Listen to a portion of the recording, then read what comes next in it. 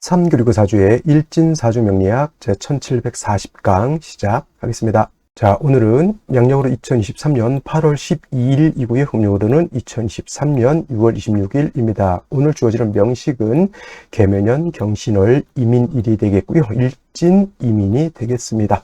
자, 오늘 일간은 임수일간이 되겠고요. 임수일간 태어난 월령 신월이 되겠습니다. 금왕절인 신월에 임수가 태어났을 때 사주를 어떻게 배합하는 것인지 알아보도록 하겠습니다. 자, 사주를 볼 때 제일 중요한 것 일간과 월령이 되겠습니다. 사주를 볼 때는 항상 일간이 어떤 일간이냐 또는 월령이 어느 월령이냐를 놓고 나서 사주를 분석한다라고 하는 것 꼭 명심해 두시고요. 오늘 일간 임이라고 하는 천간이 일간이 되겠습니다. 임이라고 하는 천간 10개의 천간 중에서 9번째 천간이 되겠고요. 목화토금수라고 하는 오행으로 구분해 보면 임은 수가 되죠. 임수가 됩니다. 수라고 하는 것은 물상으로 보게 되면 물이 되겠죠. 물, 사람이 마시는 물도 해당이 될 수가 있겠고, 바다, 강, 호수 모두 수에 해당이 되는 물이 될 것이고요. 기운이죠. 기운으로 이렇게 놓고 보게 되면 수라고 하는 것은 차가운 냉기, 차가운 한기를 말한다. 이렇게 알아두셔야 됩니다. 한기, 냉기는 그냥 여름에 시원한 얼음물 이렇게 생각하시면 안 되겠고요.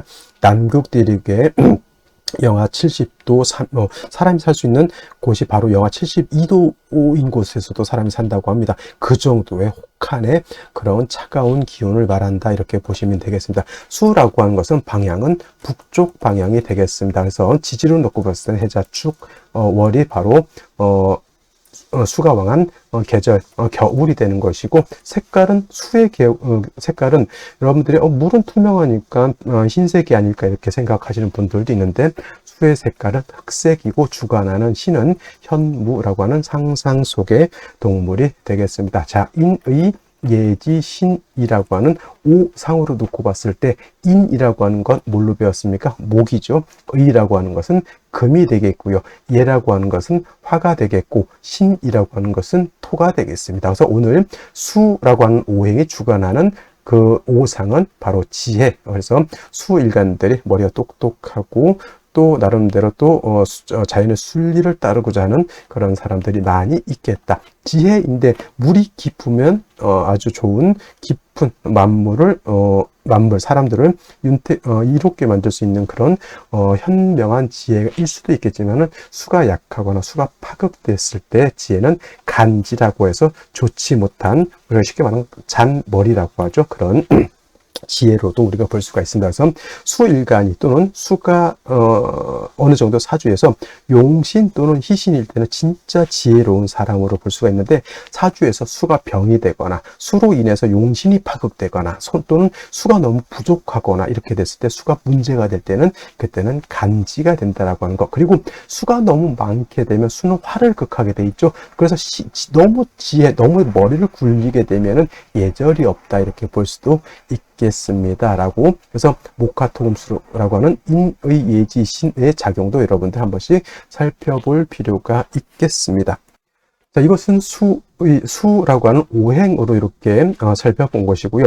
임수라고 하는 것을 다시 음과 양으로 구분해 볼 수가 있겠습니다. 자, 임수라고 하는 것은 양수일까요? 음수일까요? 자, 임수라고 하는 것은 양의 기운을 가지고 있는 수를 말합니다. 반대로 내일 공부하게 되는 계수라고 하는 것도 있습니다. 똑같은 물상으로 놓고 보게 되면 계수 또한 물이고 차가운 냉기인 것은 맞지만은 임수가 양수임에 반해서 계수는 음수가 되죠. 그래서 음양의 차이가 있다. 임수는 양수, 양이라고 하는 것은 음보다는 크고 넓고 깊은 개념의 방대한 수의 개념이라고 봤을 때, 음수는 작은 개념의 그러한 수가 되겠습니다. 작다라고 해서 냉기가 약한 건 아니죠. 수를 대표하는 것, 음을 대표하는 것은 양수인 임수일 거라고 많은 분들이 오해를 하시는데, 오히려 음을 대표하는 것은 계수가 되는 것이고 양을 대표하는 것은 병화가 되는 것이니, 같은 수가 냉기가 강렬하다라고 하는 것은 똑같다.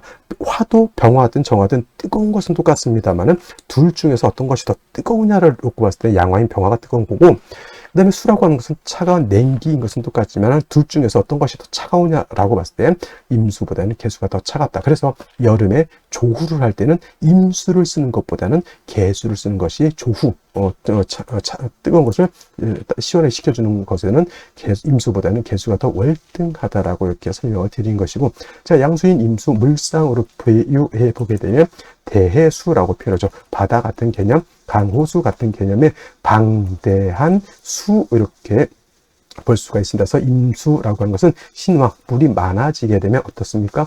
물이 범람하죠. 물이 범람, 뚝이 터져서 범람할 수도 있겠고, 특히나 물이 이렇게 범람할 수도 있겠고, 바다 같은 데서는 쓰나미가 일거나 또는 해일이 있는 것과 같다, 이렇게 보시면 되겠습니다. 그래서 임수일간이 신왕한 경우에는 반드시 물이 범람하는 것을 막아줘야 되는데, 이때 필요한 것은 무토라고 하는 것으로서 제방해야 되는 것이고, 임수가 왕해서 무토를 쓰는 경우에는 반드시 병화는 대동해서 같이 쓴다. 병화는 무토를 갖다가 도와주는, 보좌해주는 역할에 더해서 무토를 생조해주는 역할에 더해서 조후해주는 역할. 임수가 왕하면 왜 병화를 조후해야 되냐면, 아까 말씀드렸던 것처럼 수라고 하는 것은 임수가 됐던 개수가 됐던 냉기에 해당이 되고 한기가 해당이 되는데, 수가 왕하면 냉기가 더 강해진다, 더 추워진다라고 보는 거죠. 그래서 수가 왕했을 때, 무토를 쓸 때는 병화를 같이 쓰는 개념이 되겠습니다. 반대로 개수라고 하는 것은 작은 우로수와 같다, 작은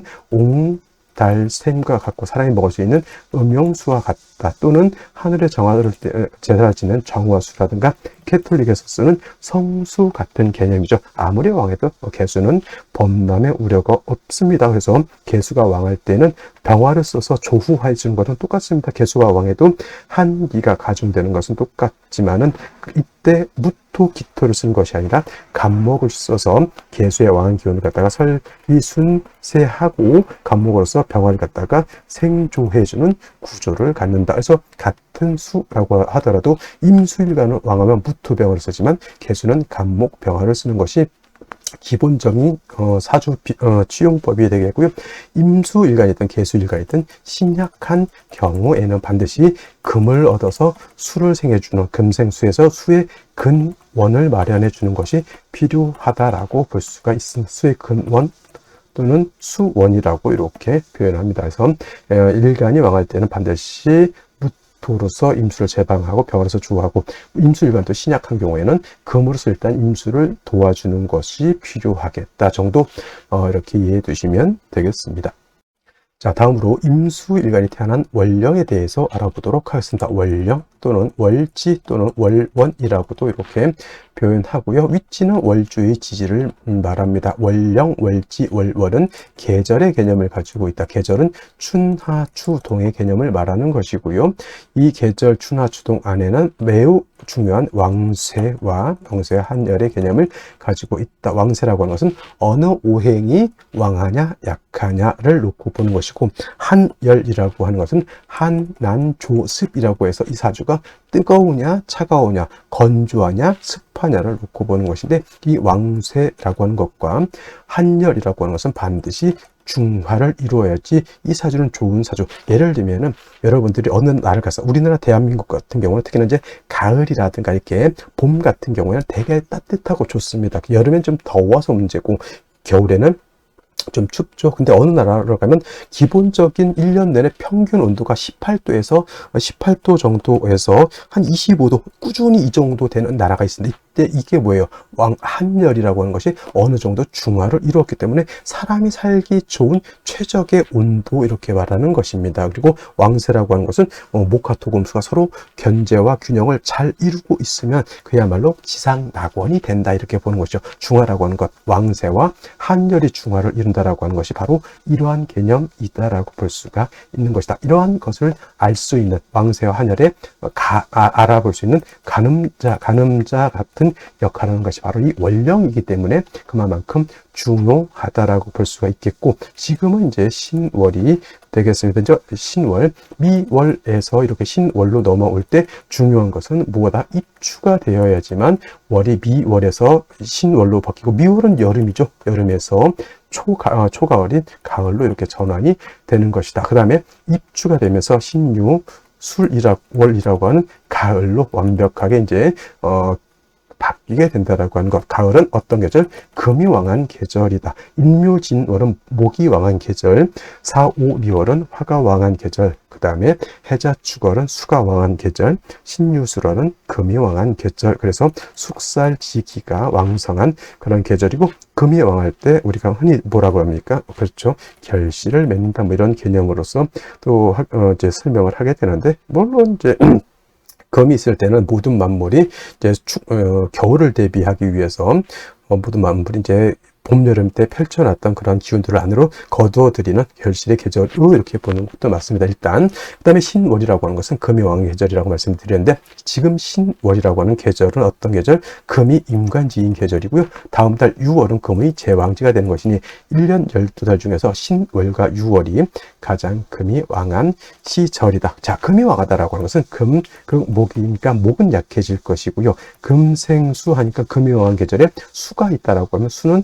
더불어 같이 왕해질 것이고, 그 다음에 토, 생, 금 하겠지만은 금이 왕해지게 되면 토의 입장에서는 나의 기운을 금이 뺏어가는 것이기 때문에 토도 세력은 약해진다. 그래서 신유월은 금수가 같이 세력을 얻는 것이다. 그래서 신월 같은 경우는 금은 인간지가 되지만 수라고 하는 것은 신월이보다 이때가 장생처가 돼서 수도 세력을 얻겠다라고 보는데, 오늘 일간 임수일간이죠. 임수일간이 이렇게 신월에 태어나게 되면, 자, 금생수 월령에 있는 금이 나를 생해주게 되니 임수일간이 왕할까요? 약할까요? 이거 월령을 득해서 신앙 사주가 된다라고 보는 겁니다. 그래서 임수일간 아까 말씀드렸죠. 일간이 임수가 왕해지게 되면 물이 범람하는 충분지성을 드러내기 때문에 반드시 뭐다?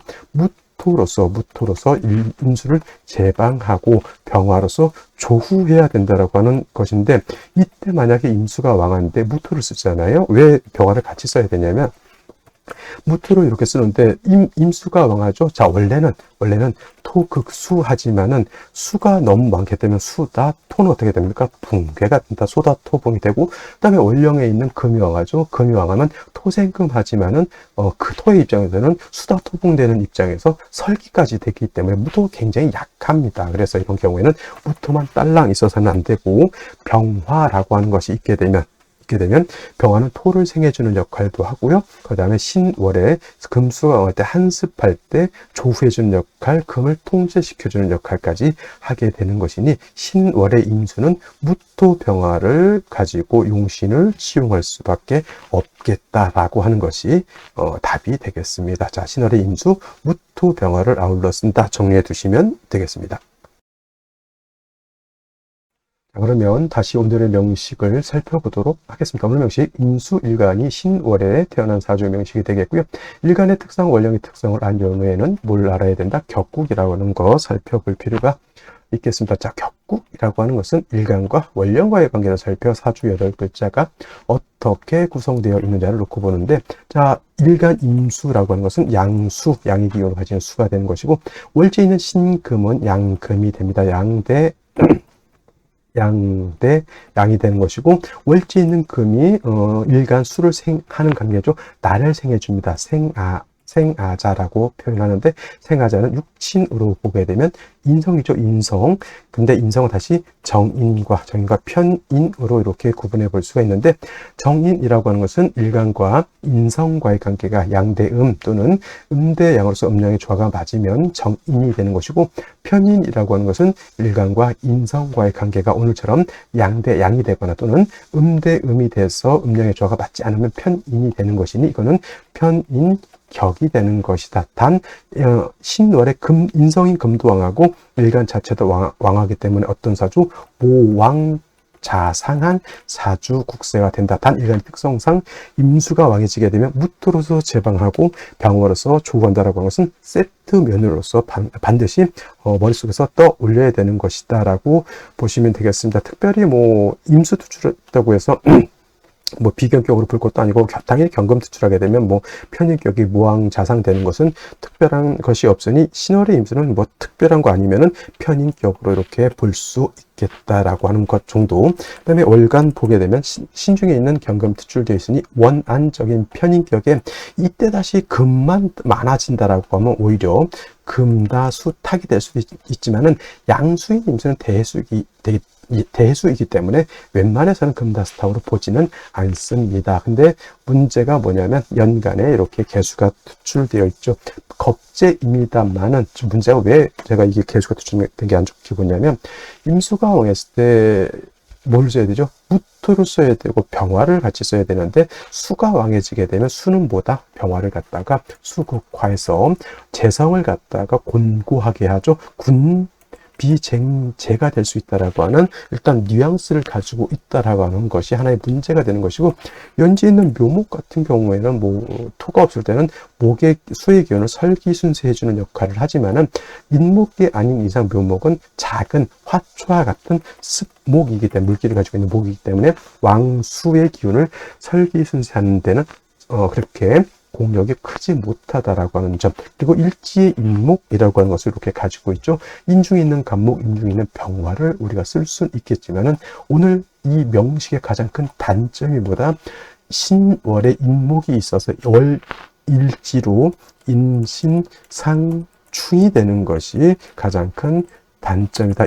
인신충이죠. 인신충이 되는 것이 큰 문제이다라고 하면, 원령을 건드렸기 때문에 이거는 격이 편인격이지만 파격이 되는 것이고, 그러다 보니 또 식신 병화를 쓸 수 있는 인목을 갖다가 건드려 버렸기 때문에 인목도 쓸 수가 없게 되는 것이다. 그래서 이런 경우에는 좀 뭐랄까 인신충으로 인해서 사주 국세가 조금 많이 상처 데미지를 크게 입었다 정도 생각해 보시면 돼요. 이거를 갖다가 어떤 분들은 묘신이 암합, 보이지 않게, 드러내지 않게 속으로 합하고 있기 때문에 인신충이 구제가 된다 이렇게 설명하시는 분들도 있는데, 개뿔 공부 안 하신 분들이 그런 소리 하시는 거고, 묘신 암합을 가지고 인신충을 구제할 수는 없겠다라고 하는 것까지 여러분들 꼭 명심해 두시면서 생신은 어떤 생신을 얻어야 될 것인지 한번 알아보도록 하겠습니다. 자, 그러면 생시를 보도록 하겠습니다. 제1 먼저 경자시를 보도록 하죠. 경자시.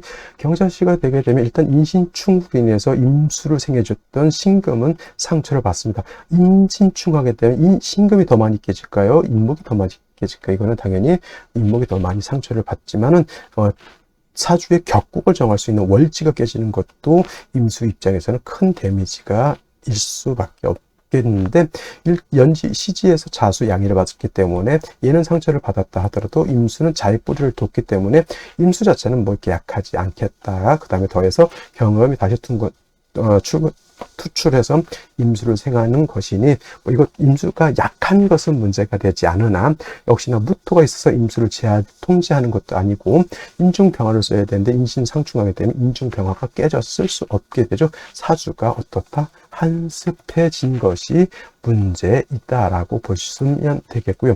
신해시 같은 경우에는 이거 인해한목한다고 인신충이 구제가 되느냐? 아닙니다. 이거는 인신충이 되기 때문에 인해합이 되지 않는다 이렇게 보는 것이 맞겠고요. 역시나 경자시와 마찬가지로 해수에 임수가 뿌리를 두고 신금, 경금이 이 임수를 생해주는 거기 때문에 임수 자체가 이것도 마찬가지로 약하다고 보지는 않습니다만은 역시나 화가 없는 것이 인중으로 해서 인중병화가 깨져서 한습해진 것이 문제가 되죠. 이런 경우에는 금수운으로 가서 한습이 가중되기보다는 오히려 목화운으로 가서 좀 따뜻하게 조후해 주는 것이 어떻게 보면 필요하겠다 이렇게 보시면 되겠고요. 임인시 또는 개묘시 둘을 보게 되면 이거 잘 보시면은 신월에 임수, 개수에다 경금 투출되어 있으니 이거 금수가 굉장히 세력이 왕하다라고 이렇게 보시는 분들이 있겠습니다만은, 이거 잘 보시면 임천간에 있는 금수는 월령 하나에 뿌리를 두고 있지, 이거 따지고 보면 목도 세력이 있는 겁니다. 그리고 인신충으로 인해서 아무리 목이 상처를 크게 받는다 하더라도 월령의 신금이 전혀 상처를 안 받은 것은 아니죠. 임수, 개수, 경금이 다 하나의 뿌리인데 그 뿌리가 깨져 있기 때문에 천간에 아무리 금수가 많다 하더라도 이거 세력을 얻었다라고 보긴 어렵죠. 만약에 순항이 있을 때 신유대운 가게 되면 이거는 묘유충까지 이루어지고요.